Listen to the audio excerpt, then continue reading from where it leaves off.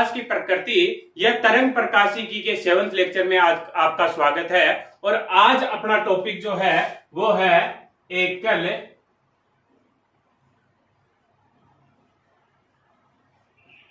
झिर्री से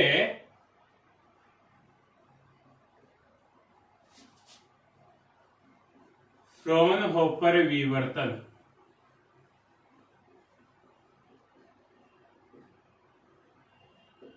एकल झिर्री से फ्रॉनहोफर विवर्तन।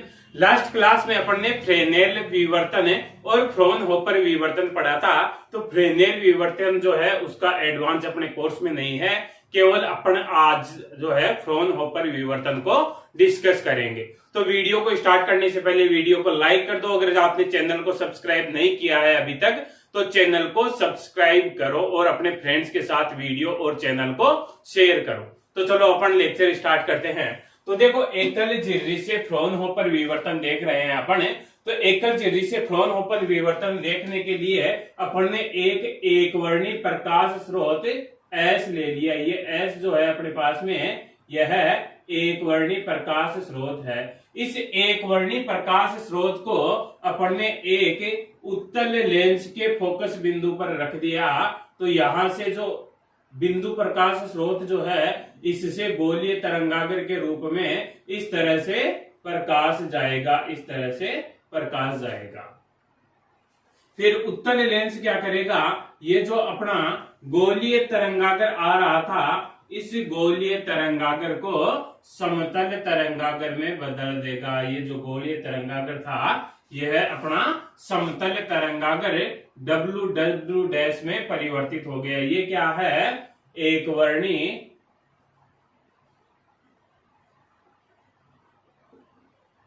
प्रकाश स्रोत। ये है अपना उत्तल लेंस L1। तो इसको इसने समतल तरंगाग्र W' में बदल दिया। ये जो समतल तरंगाग्र है यह एक द्वारक से पास होता है। ये समतल तरंगाग्र जो है यह तरंगाग्र द्वारक AB से पास हो रहा है और द्वारक AB से पास होता हुआ लेंस L2 से गुजरता है। तो लेंस L2 जो है इसको बिंदु P पर फोकसित कर देता है। ये बिंदु अपना P है, ये रहा P बिंदु। तो ये जो है अपना ये पर्दा हो गया, ये जो है अपना पर्दा है। तो इस तरंगाग्र को, समतल तरंगाग्र को जो है बिंदु P पर फोकसित कर देता है। इसी तरह से मान लो यहां से जो ये प्रकाश किरण जो है अपन दूसरी ले हैं तो इस तरह से जा रही है, इस तरह से। और ये प्रकाश किरणें जो है वो बिंदु P1 पे फोकसित हो रही है। यहां से एक और प्रकाश किरण ले लेते हैं अपन जो सेंटर से गुजर रही है, इस तरह से। ये बिंदु जो है यहाँ पे O मान लिया है, ये बिंदु अपना P है और ये जो द्वारक है इस द्वारक की दूरी स्मॉल a है। तो डायग्राम को ध्यान से देखो, डायग्राम समझ में आया क्या। अपन ने क्या लिया, ये जो है अपन ने द्वारक ले लिया। ये क्या है अपने पास में समतल तरंगाग्र है। ये भी क्या है अपने पास में समतल तरंगाग्र है। ये अपने पास में उत्तल लेंस L2 है और ये अपने पास में पर्दा है। तो एकल झिर्री से फ्रॉनहोफर विवर्तन देखने के लिए अपन ने एक प्रकाश स्रोत S को उत्तल लेंस L1 के फोकस पे रखा, जिससे समतल तरंगाग्र W' द्वारक AB पर आपतित होता है और तत्पश्चात लेंस L2 द्वारा बिंदु P पर फोकसित हो जाता है। ठीक है, अब देखो यहां बिंदु P पर फोकसित होगा तो यहां पे देखो कुछ इस तरह का बनता है। यहां बिंदु P पर जो है यहां पे वो इस तरह से बनता है। बिंदु P पर केंद्रीय उच्चिष्ट बना, फिर केंद्रीय उच्चिष्ट के बाद में दूसरे उच्चिष्ट बने, लेकिन उनका आकार जो है और चौड़ाई जो है और तीव्रता जो है वो लगातार घटती जा रही है। इस तरह से बन रहे हैं, इस तरह से।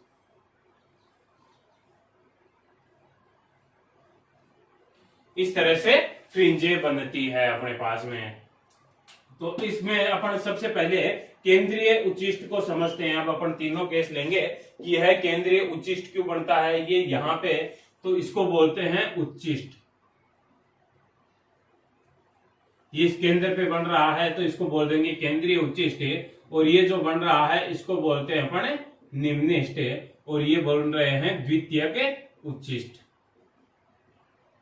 तो इनको सबको एक्सप्लेन करेंगे कि केंद्र पे उच्चिष्ट क्यों बन रहा है, द्वितीय उच्चिष्ट क्यों बन रहा है, निम्निष्ठ क्यों बन रहा है। तो पहला केस लेते हैं अपन केंद्रीय उच्चिष्ट।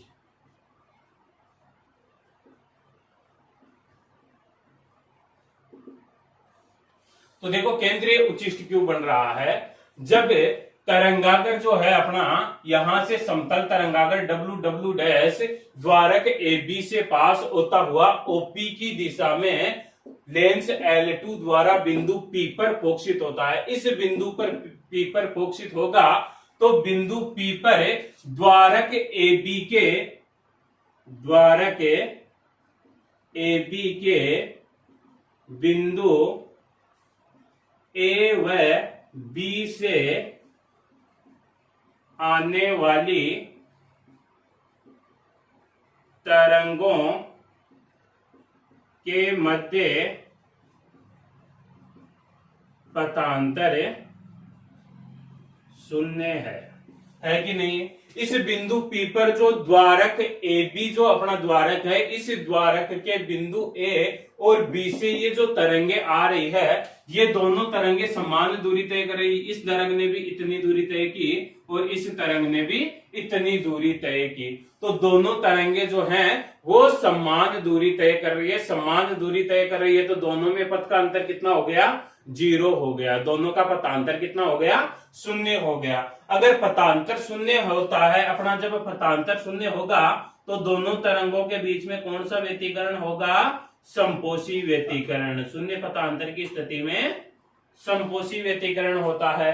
जब समपोषी व्यतिकरण होगा तो समपोषी व्यतिकरण से क्या होता है, दीप्त फ्रिंज बनती है। तो ये जो दीप्त फ्रिंज बनेगी उसी दीप्त फ्रिंज को अपन क्या बोलते हैं, केंद्रीय उच्चिष्ट बोलते हैं। उसी दीप्त फ्रिंज को क्या बोलते हैं, केंद्रीय उच्चिष्ट बोलते हैं। तो इस तरह से केंद्रीय उच्चिष्ट का निर्माण होता है। तो एक बार दोबारा देखिए, केंद्रीय उच्चिष्ट के लिए अपन ने क्या कहा कि जब ये जो समतल तरंगागर W डैश जो आ रहा है, यह द्वारक AB से गुजरता हुआ लेंस L2 द्वारा बिंदु P पर फोकसित होता है, तो बिंदु P पर द्वारक AB के बिंदु A व B से आने वाली तरंगों के मध्य पथांतर 0 है। A और B से जो तरंगे जा रही है उनके बीच में पथ का अंतर जो है वह 0 है। पथ का अंतर 0 है तो पथांतर जब 0 होता है तो समपोषी व्यतिकरण होता है, और समपोषी व्यतिकरण से दीप्त फ्रिंज बनती है, जिसे अपन क्या कहते हैं, केंद्रीय उच्चिष्ट कहते हैं। इस प्रकार केंद्रीय उच्चिष्ट का निर्माण होता है। अब देखो अपन यहाँ पे P1 बिंदु पे ये जो निम्निष्ठ बन रहा है या फिर उच्चिष्ट बन रहा है, इसको और एक्सप्लेन करेंगे। तो इसको एक्सप्लेन करने के लिए अपन ने क्या लिया कि जिस तरह से ये किरण यहाँ से थोड़ी सी बैंड होती चली गई, तो इन दोनों के बीच में पथांतर कितना हो जाएगा, ये जो प्रकाश किरण A से बिंदु P1 पर जा रही है और B से बिंदु P1 पर जा रही है, इन दोनों के बीच में पथ का अंतर, रास्ते का अंतर ज्ञात करने के लिए अपन क्या करते हैं, इस A बिंदु से ये जो दूसरी तरंग है उस दूसरी तरंग पर अपने लंब डाल देंगे। तो अपन ने यहाँ पे लंब डाल दिया। इसी तरह से बीच में से भी एक तरंग ले लेते हैं जो इस तरह से गुजर रही है, इस तरह से। तो ये एंगल जो है, ये एंगल अपने पास में, ये एंगल कितना हो गया, थीटा हो गया। जैसे अपन ने पहले वाले केस में व्यतिकरण में लिया था, अगर ये एंगल थीटा हो गया तो ये एंगल भी कितना, थीटा, और ये एंगल भी थीटा एज्यूमशन से। ठीक है, तो अपन ने क्या मान लिया कि ये जो अंतर ज्ञात करने के लिए यहाँ पे जो है अपन ने बिंदु मान लिया N बिंदु, तो दोनों तरंगों के बीच में पथ का अंतर कितना हो जाएगा, BN हो जाएगा। तो ये जो है BN, B से लेकर के N तक की दूरी, यह हो गई दोनों तरंगों के बीच में पथांतर। ठीक है, और ये एंगल अपन ने थीटा मान लिया, तो ये थीटा माना तो ये एंगल भी थीटा हो जाएगा और ये एंगल भी थीटा हो जाएगा। तो अब जो है अपन केंद्रीय उच्चिष्ट पढ़ लिया, अब जो है अपन निम्निष्ठ पढ़ेंगे। निम्निष्ठ पढ़ने से पहले एक बार अभी तक जो पढ़ा है उसको फटाफट नोट कर लीजिए।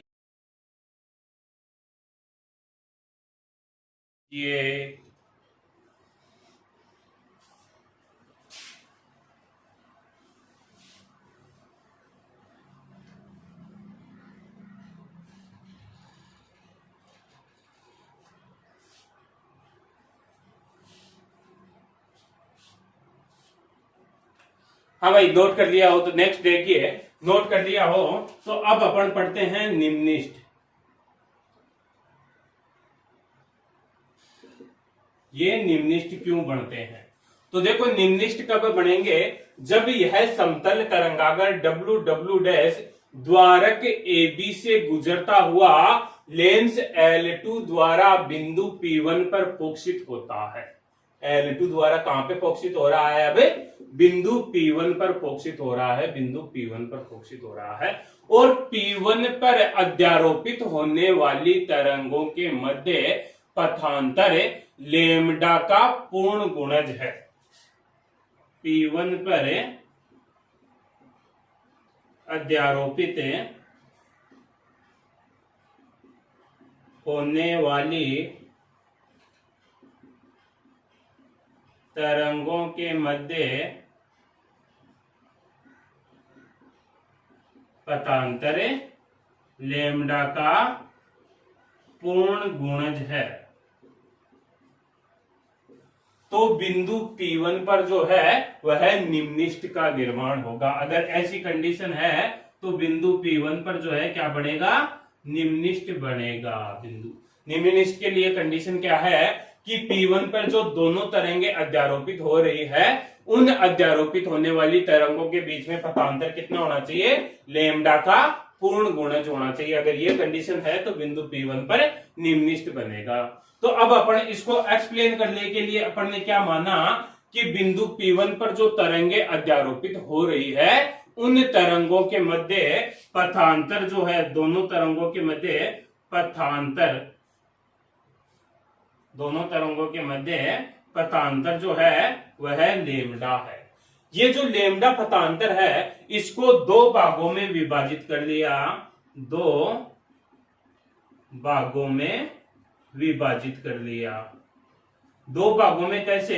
एक तो अपन ने कर लिया AO और दूसरा कर लिया OB भाग। A से लेकर के O भाग और O से लेकर के B तक भाग।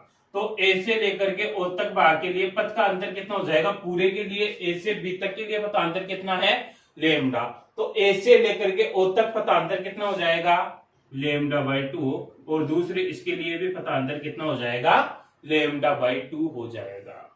तो इस लेमडा पथांतर को दो भाग AO और OB में विभाजित कर दिया। अब देखो, AO भाग में किसी भी बिंदु के संगत OB भाग में ऐसा बिंदु होगा जिसके लिए पथांतर लेमडा बाई 2 होगा। यहां पे अगर बात करें अपन, A भाग में ये बिंदु है तो इसके लिए अगर 0 है तो यहां पे कितना आ गया? Lambda by 2। ठीक है, अरे पूरे में एक समान फैला हुआ है, ये लेमडा पूरे में एक समान फैला हुआ है, तो ये तरंग 0 पे है, तो ये कितने पे हो गई? लेमडा बाई 2 पे। थोड़ा सा यहाँ पे कोई बिंदु ले हैं तो इसमें कहां पे चला जाएगा? वही बिंदु यहाँ पे। अब इन दोनों के बीच में पथांतर कितना? Lambda by 2। यहां पर ले तो इन दोनों के बीच में लेमडा बाई 2, इन दोनों के बीच में लेमडा बाई 2। कहने का मतलब है एक भाग में AO भाग में ऐसा एक बिंदु है, प्रत्येक बिंदु के संगत दूसरे भाग OB में पथांतर लेमडा बाई 2 होगा। AO भाग के प्रत्येक बिंदु के लिए B भाग में ऐसा बिंदु है जिसके संगत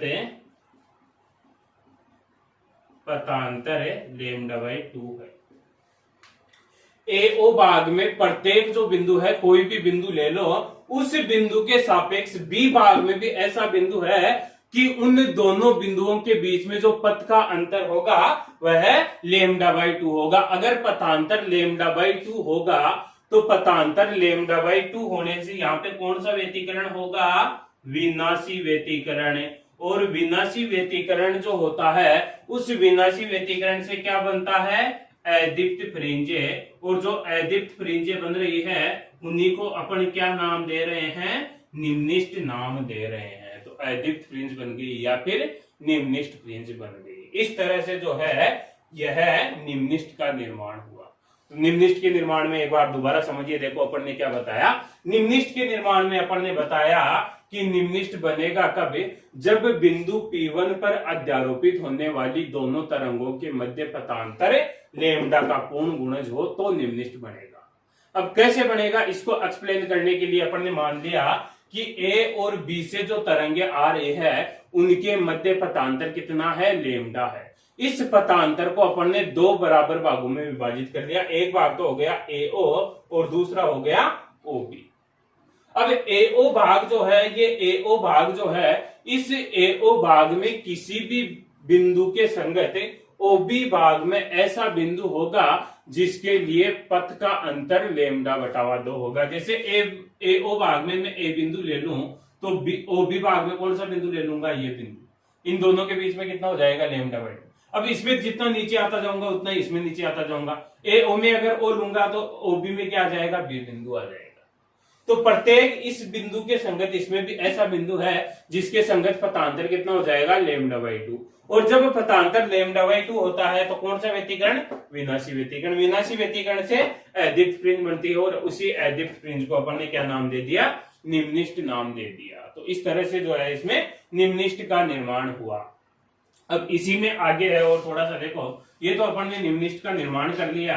अब इस निम्निष्ट का कोणीय विस्थापन निकालेंगे अपन। क्या निकालेंगे? कोणीय विस्थापन निकालेंगे। तो कोणीय विस्थापन के लिए त्रिभुज ABN में, त्रिभुज ABN समकोण त्रिभुज है। इस समकोण त्रिभुज में अगर मैं साइन थीटा लिखना चाहूं तो साइन थीटा क्या होता है? लंब बटे कर्ण। लंब क्या हो जाएगा? लंब हो जाएगा अपना BN और कर्ण हो जाएगा अपना AB। ठीक है, तो यहां से देखो मेरा BN बराबर क्या आ गया? BN बराबर आ गया AB साइन थीटा। AB का मान कितना है? A से B तक की दूरी कितनी है? Small a। तो ये कितना आ गया? Small a sine theta. BN क्या है? अपना पथांतर। तो पथांतर का मान कितना आ गया? ये BN है क्या? पथांतर है। तो पथांतर का मान कितना आ गया? A sine theta. पथांतर बराबर है A साइन थीटा। ठीक है, अब देखो अपन पहले प्रथम निम्निष्ट की बात कर रहे हैं। प्रथम निम्निष्ट, तो प्रथम निम्निष्ट के लिए पथ का जो अंतर होगा वह कितना होगा? लेमडा होगा। A और B से जो तरंगे आएगी उनके पथ में अंतर कितना होगा? लेमडा होगा। तो A साइन थीटा जो है वह किसके बराबर हो गया? लेमडा के। क्यों किया अपन ने? देखो प्रथम निम्निष्ट कब बनेगा? अपन ने क्या कहा था? निम्निष्ट कब बनता है? जब लेमडा का पूर्ण गुणज हो। तो पहले की बात कर रहे हैं तो लेमडा आ जाएगा, दूसरे की बात करेंगे तो 2 लेमडा, तीसरे की बात करेंगे तो 3 लेमडा। तो पथांतर कितना होना चाहिए?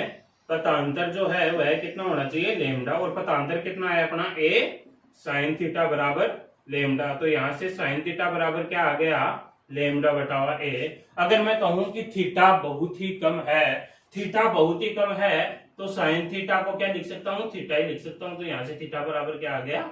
लेमडा बटावा A। इसको थीटा 1 नाम दे देता हूं। इसी तरह से द्वितीय के लिए निकालू मैं, द्वितीय निम्निष्ट के लिए। तो द्वितीय निम्निष्ट के लिए पथांतर जो होगा वह कितना हो जाएगा? 2 लेमडा हो जाएगा। लेमडा का पूर्ण गुणज। तो A साइन थीटा 2 बात कर लेते हैं आपकी बार। तो यह कितना हो जाएगा? 2 लेमडा के इक्वल है। फिर यही से डायरेक्ट लिख देता हूं थीटा 2 कितना आ जाएगा? 2 लेमडा अपॉन A, क्योंकि यहाँ पे भी थीटा अल्प लिया है अपन ने, तो थीटा 2 की बात आ गई। इसी तरह से nवे निम्निष्ट की बात करें अपन,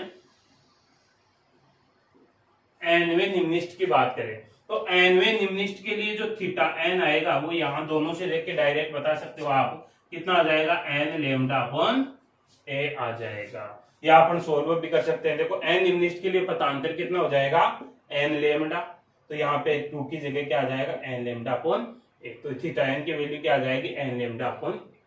ये थीटा एन है क्या भाई, ये थीटा एन है एनवे निम्निष्ठ का ओपी से कोणीय विस्थापन। एनवे निम्निष्ठ का, एनवे निम्निष्ठ का ओपी से कोणीय विस्थापन है। ये देखो यही तो है, ओपी ये जा रहा है ओ से पी, और ये जो है इधर ये थीटा हो गया, तो ये थीटा 1 थीटा 2 थीटा एन इसी तरह से ले रहे हैं, तो ये क्या हो गया, कोणीय विस्थापन हो गया। एनवे निम्निष्ठ जो है उसका ओपी से कोणीय विस्थापन का फॉर्मूला आ गया अपने पास में। तो बात समझ में आई निम्निष्ठ के लिए। तो जो भी अपन ने निम्निष्ठ के लिए कंडीशन पढ़ी है उस कंडीशन को एक बार फटाफट नोट करें।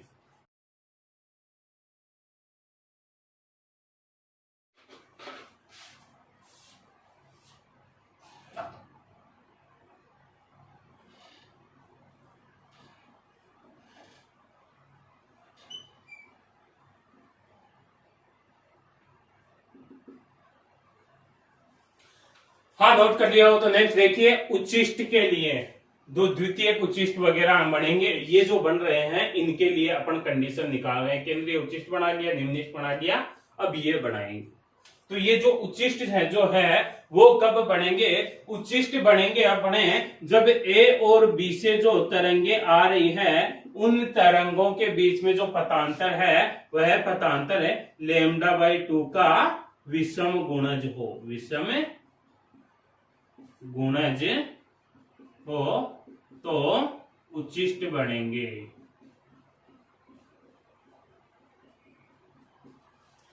ए और बी से जो तरंगे आ रही है उन तरंगों के बीच में पथ का अंतर है λ/2 का विषम गुणज होना चाहिए। अगर विषम गुणज होगा तो ये इस तरह के उच्चिष्ट बनेंगे। बिंदु P1 पर जो अध्यारोपित हो रही है तरंगे, उन तरंगों के बीच में पथ का अंतर λ/2 का विषम गुणज होना चाहिए, तो उच्चिष्ट बनेंगे।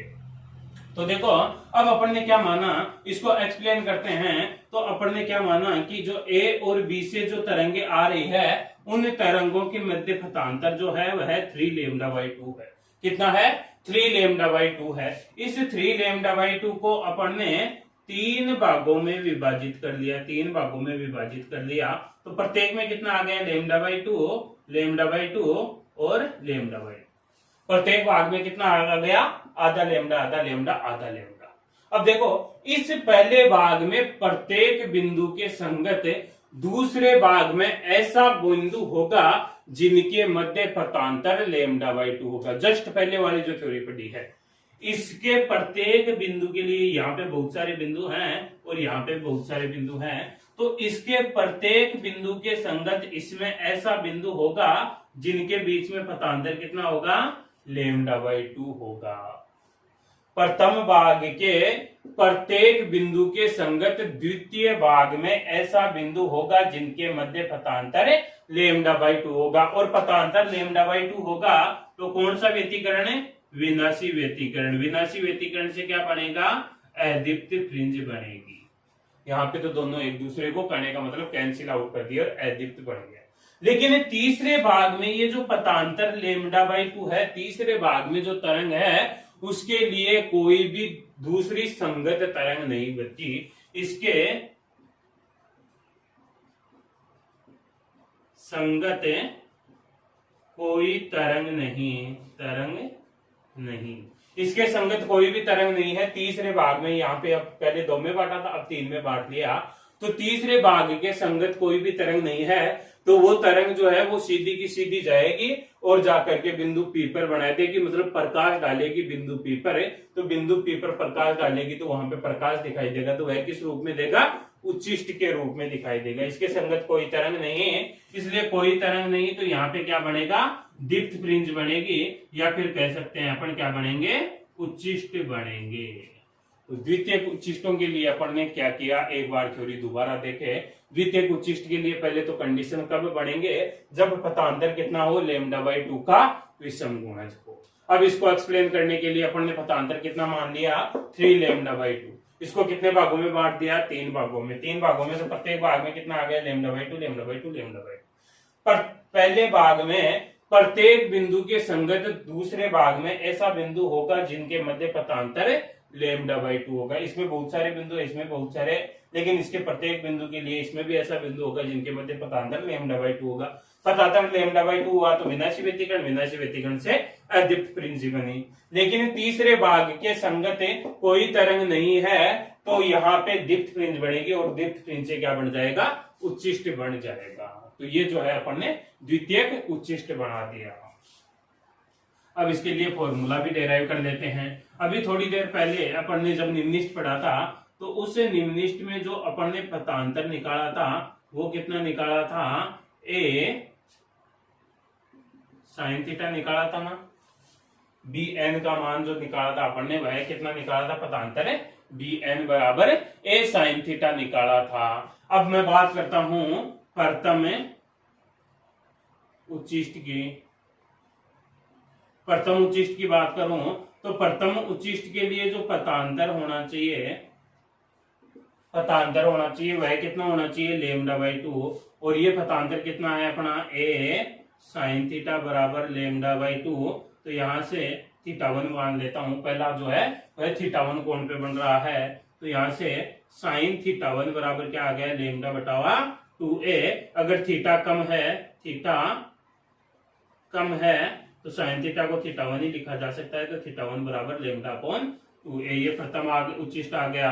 इसी प्रकार से द्वितीयक उच्चिष्ट की बात करूं, द्वितीयक उच्चिष्ट के, तो द्वितीयक उच्चिष्ट के लिए पथांतर जो है वह कितना हो जाना चाहिए, दूसरे के लिए 3 λ/2। λ/2 का विषम गुणज, 1 λ/2, 3 λ/2, 5 λ/2, इस तरह से चलेगा। 3 λ/2, 3 λ/2 रखा तो यहाँ पे क्या आ गया, sin θ2, a sin θ2 बराबर 3 λ/2। तो यहाँ से θ2 बराबर कितना आ गया, 3 λ/2a। इसी तरह से nवे उच्चिष्ट के लिए, nवे उच्चिष्ट के लिए पथांतर जो है वह कितना हो जाएगा, 2n + 1 λ/2। विषम संख्या पर चलेंगे तो विषम संख्या को कैसे लिख सकते हैं, 2n + 1 लिख सकते हैं। तो 2n + 1 λ/2।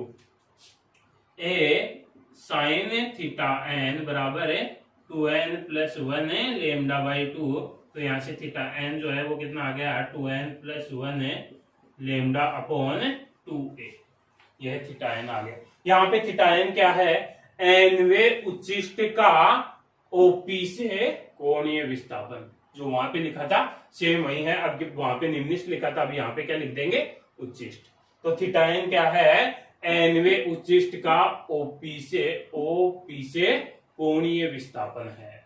तो ये हो गया अपना उच्चिष्ट, निम्निष्ट और केंद्रीय उच्चिष्ट, तीनों को अपन ने एक्सप्लेन कर दिया, फ्रॉनहोफर विवर्तन समझा दिया। आरेख बना रहे हैं, विवर्तन से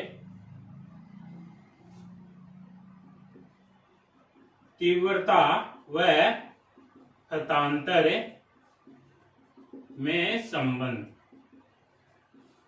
पथांतर कितना होगा तो तीव्रता जो है वो कितनी होगी, वो संबंध बता रहे हैं अपन। तो देखो जब 0 पथांतर था, इस एक्सिस पे जो है अपन ने पथांतर ले लिया है, पथांतर, और इस एक्सिस पे जो है अपन ने तीव्रता ले ली है। जब 0 पथांतर हो रहा था तो केंद्रीय उच्चिष्ट बन रहा था, तो उसकी तीव्रता सर्वाधिक हो रही थी। फिर दूसरा जो उच्चिष्ट बन रहा था अपना, दूसरा जो उच्चिष्ट बन रहा था वह कितने पथांतर पे बन रहा था, दूसरा उच्चिष्ट बन रहा था अपना λ/2 पथांतर पे। तो ये दूसरा उच्चिष्ट जो है उसके लिए पथांतर है λ/2। फिर तीसरा उच्चिष्ट कितने पे बन रहा था, वो बन रहा था 3 λ/2 पे। फिर नेक्स्ट उच्चिष्ट कितने पे बन रहा था, नेक्स्ट जो बन रहा था वो बन रहा था 5 λ/2। इस तरह से कंटिन्यू अपन चलते जाएंगे, इस डायरेक्शन में जाएंगे। तो देखो इधर द्वितीय उच्चिष्ट जो बनेगा, द्वितीय उच्चिष्ट जो बनेगा वह कितने पे बनेगा, -λ/2 पे। फिर तृतीय जो है वह कितने पे बनेगा, -3λ/2 पे, और फिर इस तरह से घटते हुए आगे चलते जाएंगे। तो ये था तीव्रता और पथांतर में संबंध कि तीव्रता जो है वो कहाँ पे कितनी हो गई। तो उच्चिष्ट कितने पे बन रहे थे वो याद रखने के, पहला 0 पे बन रहा था, दूसरा λ/2 पे, तीसरा 3λ/2 पे, इस तरह से उच्चिष्ट बनते जाएंगे। तो ये जो है अपन ने उच्चिष्ट बना दिया। यहां से एक बात और क्लियर हो रही है कि सर्वाधिक तीव्रता जो है वह सेंट्रल उच्चिष्ट की होती है, केंद्रीय उच्चिष्ट की तीव्रता सर्वाधिक होती है। फिर इसके दोनों तरफ जो है क्रमागत रूप से तीव्रता घटती जाती है, लीनियर रूप से दोनों तरफ तीव्रता जो है वो घटती जा रही है। तो ये अपना आरेख हो गया। तो अभी तक जो पढ़ा है उसको फटाफट एक बार नोट कर लीजिए, करो।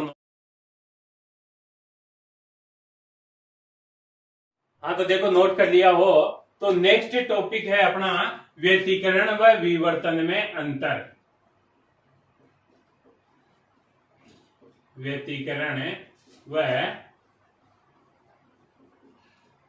विवर्तन में अंतर।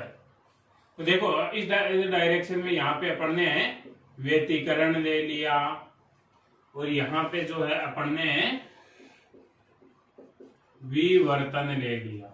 एक तरफ अपन ने व्यतिकरण ले लिया और दूसरी तरफ अपन ने क्या ले लिया, विवर्तन ले लिया। तो इन दोनों में अंतर क्या है, देखो व्यतिकरण जो होता है दो समान आवर्ती की तरंगे अध्यारोपित होती है, दो समान आवर्ती की तरंगे अध्यारोपित होती है। और विवर्तन कब होता है, जब बहुत अधिक तरंगे अध्यारोपित हो। विवर्तन के लिए केस क्या है कि बहुत सारी तरंगे एक साथ अध्यारोपित होनी चाहिए, उनकी आवर्ती समान हो या असमान हो उससे कोई प्रभाव नहीं पड़ता। लेकिन व्यतिकरण के लिए जो तरंगे अध्यारोपित हो रही है उन दो तरंगों की आवर्ती जो है वह समान होनी चाहिए।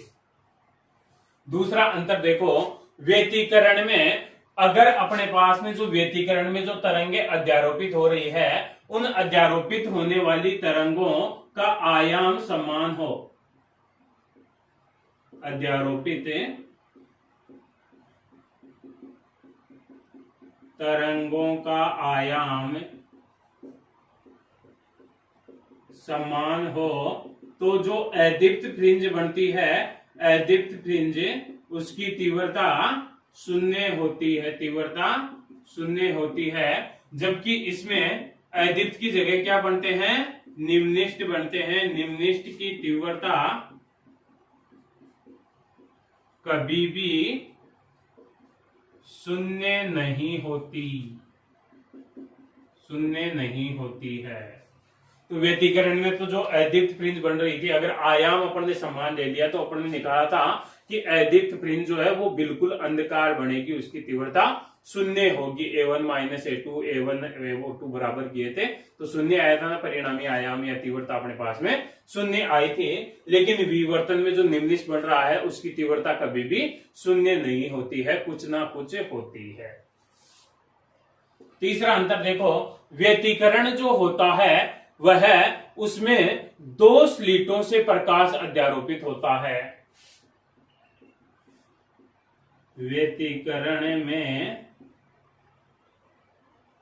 दो स्लिटों से उत्सर्जित तरंगे अध्यारोपित होती है। और इसमें क्या होता है, एकल स्लिट, एक ही स्लिट से उत्सर्जित तरंगे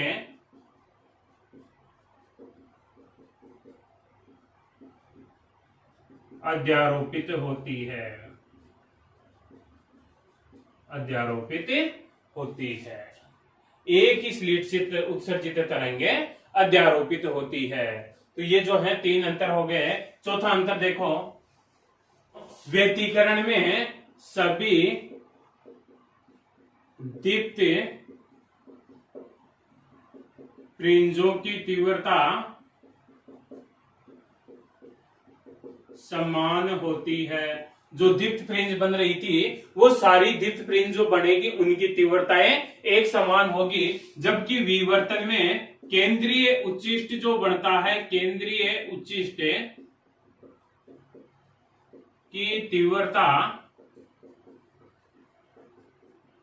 सर्वाधिक, केंद्रीय उच्चिष्ट जो बनता है उसकी तीव्रता सर्वाधिक होती है। फिर तीव्रता जो है वह क्रमागत रूप से घटती है। तीव्रता जो है वो क्रमागत रूप से, धीरे धीरे क्रमागत रूप से घटती जाएगी। नेक्स्ट अंतर देखो, फिफ्थ जो है अपना, दीप्त व अदीप्त फ्रिंज चौड़ाई समान होती है। दीप्त व अदीप्त फ्रिंज चौड़ाई समान होती है और इसमें केंद्रीय उच्चिष्ट की चौड़ाई सर्वाधिक, केंद्रीय उच्चिष्ट की चौड़ाई सर्वाधिक, और फिर चौड़ाई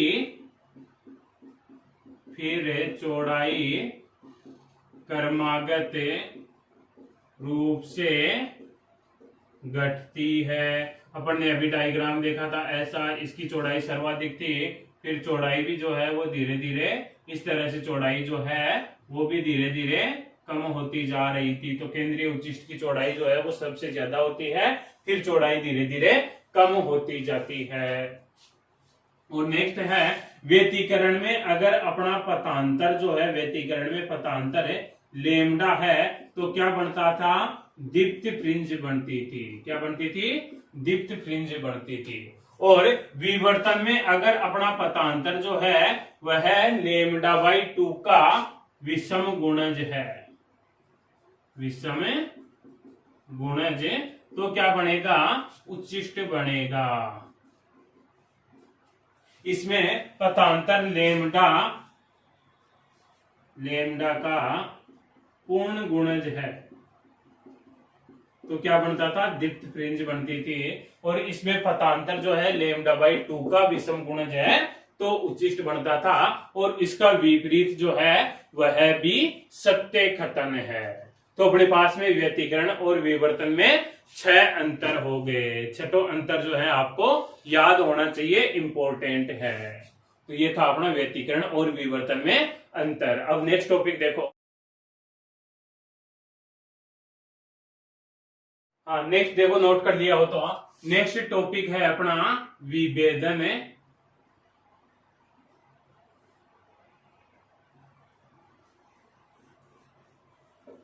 क्षमता। तो देखो, विभेदन क्षमता पढ़ने से पहले अपन विभेदन सीमा पढ़ लेते हैं। विभेदन सीमा, तो देखो विभेदन सीमा क्या होती है, किसी प्रकाशिक उपकरण के लिए छोटे से छोटा न्यूनतम पृथक्करण कोण जिस पर वस्तुओं को विभेद किया जा सके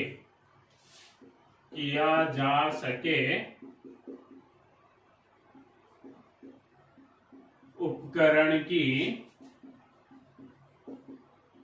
विभेदन सीमा कहलाती है। किसी उपकरण की विभेदन सीमा क्या होती है, जैसे कोई भी अपने पास में उपकरण है तो उस उपकरण के लिए वो उपकरण न्यूनतम कितना कोण बनाए कि जो दो वस्तुएं बहुत ही आसपास में रखी हुई है उनको अपन अलग अलग देख सके। देखो यहां पे मैंने 2 डॉट लगाए, ये 2 डॉट लगाए। यहाँ पे देखो अभी आपके सामने 2 डॉट लगा रहा हूं, एक इधर डॉट लगाया, दूसरा ये डॉट लगाया।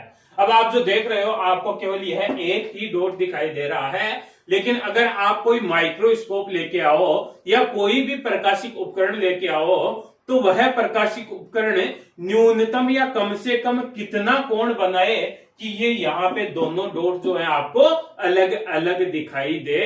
तो यह जो होगा वो जो कोण होगा वही कोण उस प्रकाशिक उपकरण की विभेदन सीमा कहलाएगा। तो बात समझ में आई, विभेदन सीमा क्या होती है?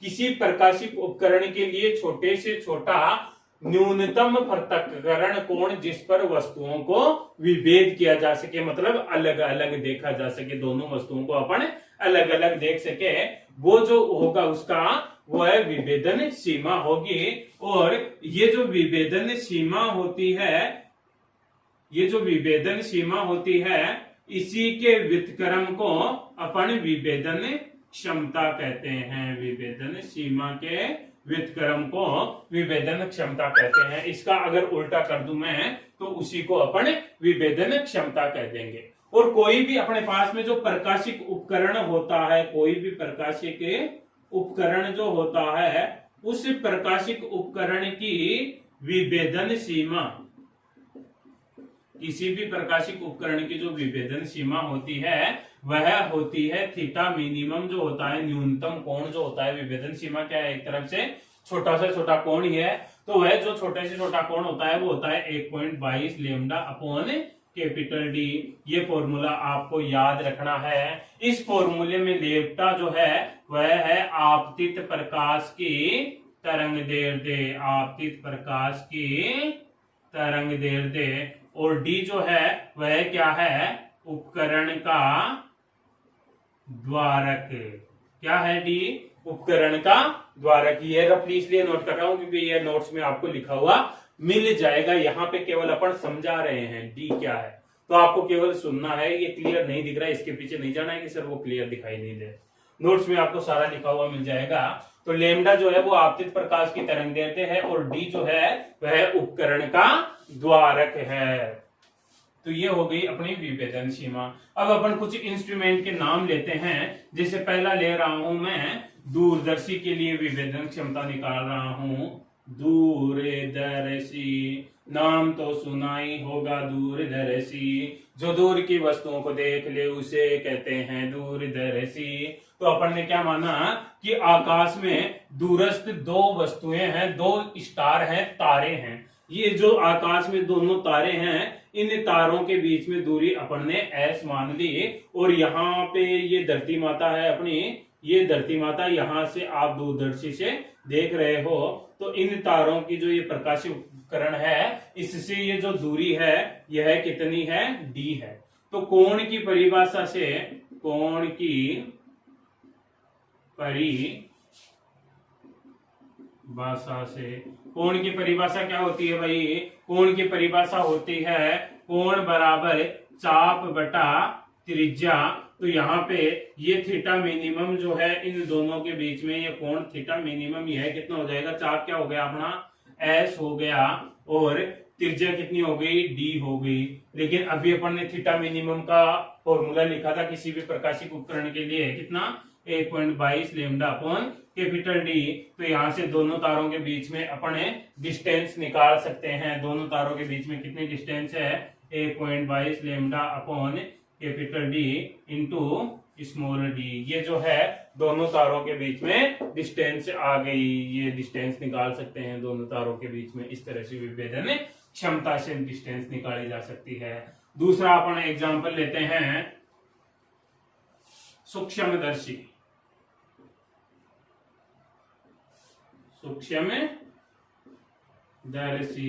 तो सूक्ष्मदर्शी जो होता है वो क्या काम में आता है? सूक्ष्म वस्तुओं को देखने के जो काम में आता है उसे सूक्ष्मदर्शी कहते हैं। तो बहुत ही सूक्ष्म दो वस्तुएं हैं, ये देखो, इन वस्तुओं को देखना है तो मेरे को सूक्ष्मदर्शी के फोकस पे इन वस्तुओं को रखूंगा। कहां पे रखूंगा? फोकस पे रखूंगा, ताकि फोकस से अनंत पर प्रतिबिंब बने। मतलब आंखों को देखने में से तनाव महसूस नहीं हो, आराम से अपन देख सकें। तो ये जो दो वस्तुएं हैं इनको अपन क्या रखेंगे? फोकस पे रखेंगे। ये जो है अपने पास में सूक्ष्मदर्शी है, तो इन वस्तुओं को कहाँ रखा अपन ने? फोकस पे रखा। ये दोनों वस्तुएं जो थी, इन दोनों वस्तुओं के बीच में दूरी कितनी थी? स्मॉल s थी। तो ये कोण कितना हो जाएगा, वही भैया कोण की परिभाषा से थीटा मिनिमम जो होगा वह कितना हो जाएगा, ये कोण दोनों वस्तुओं के बीच में दूरी कितनी है एस, और उन वस्तु और ये जो अपना यंत्र है इनके बीच में दूरी कितनी है एफ है। और इसी के लिए अपन ने एक और फॉर्मूला पढ़ा है 1.22 लेमडा अपॉन कैपिटल डी। तो यहाँ से एस जो है वो क्या आ गया 1.22 lambda upon capital D into F. ये क्या आ गया एस जो है अपने पास में, यह एक तरह से क्या आ गई विभेदन सीमा आ गई। क्या है यह विभेदन सीमा है। अगर मैं बात करूं विभेदन क्षमता की, नाम सुना है क्या विभेदन क्षमता, क्या होती है विभेदन क्षमता, विभेदन सीमा का व्युत्क्रम। तो एस का व्युत्क्रम कर दिया 1/s कर दिया, तो ये फॉर्मूला भी क्या बन जाएगा capital D upon 1.22 lambda F. करने का मतलब विभेदन क्षमता जो है, विभेदन क्षमता जो है वह फोकस दूरी के व्युत्क्रमानुपाती होती है। तो ये था अपना विभेदन क्षमता। तो बच्चों वीडियो को लाइक करो, सब्सक्राइब करो, कमेंट करो, शेयर करो, ठीक है। कुछ लोगों ने वीडियो अभी तक सब्सक्राइब नहीं किया है, तो वीडियो सब्सक्राइब नहीं किया है तो आप आगे आने वाले वीडियो के नोटिफिकेशन नहीं पा सकते। इसके लिए सब्सक्राइब करके पास में जो बेल आइकन है उसको दबा दीजिए, तो जैसे ही वीडियो अपलोड होगा आपके पास में नोटिफिकेशन आ जाएगा और आप जो है कंटिन्यू वीडियो को देख सको, लेक्चर को अटेंड कर सको। ओके, धन्यवाद।